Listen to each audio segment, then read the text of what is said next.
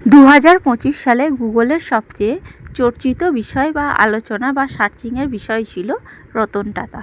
কারণ রতন টাটা একজন সফল ব্যক্তি, তেমনি বাস্তব জীবনেও আমরা সফল ক্রিকেটার, সফল হিরো হিরোইন এবং সফল মানুষদেরই গল্প শুনতে পছন্দ করি। কিন্তু ব্যর্থ মানুষের গল্প কেউই শুনতে চায় না। কিন্তু প্রতিটি সফল মানুষের পিছনে একটা করে ব্যর্থতার গল্প থাকে, কিন্তু ব্যর্থ মানুষকে গল্প আমরা পছন্দ করি না। কিন্তু সফল হতে গেলে ব্যর্থ হতেই হবে, কিন্তু ব্যর্থ মানুষরা চাপা পড়ে যায়। তো চলো কথা বলতে বলতে তোমাদের সাথে আমি রান্নাবান্না নিয়ে চলে এলাম। সকালে রান্নাবান্না, সকাল 6টার রান্নাবান্না কী কী করেছিলাম সেগুলোই তোমাদের সাথে শেয়ার করছি। চলো দেখো, কাঁকড়াল ভাজা করলাম, এর এখানে দেখো রান্না হচ্ছে আমার করলা ভাজা।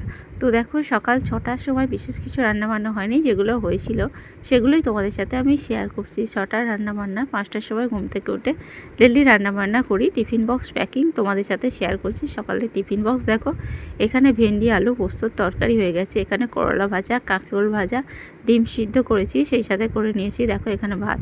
তো আর এখানে দিয়ে দিয়েছি আমের একটু আচার। এগুলোই ছিল সকালের টিফিনের লাঞ্চ বক্স।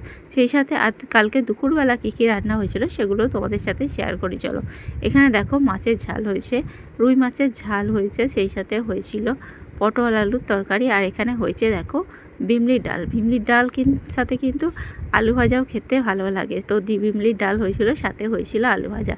এগুলোই ছিল দুপুরে সিম্পল লাঞ্চ মেনু। কেমন লাগলো ভিডিওটা অবশ্যই কমেন্ট করে জানিও।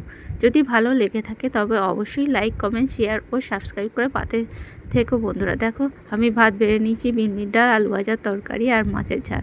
ভালো লাগলে ভিডিওটা অবশ্যই লাইক, কমেন্ট, শেয়ার ও সাবস্ক্রাইব করে পাশে থেকো বন্ধুরা।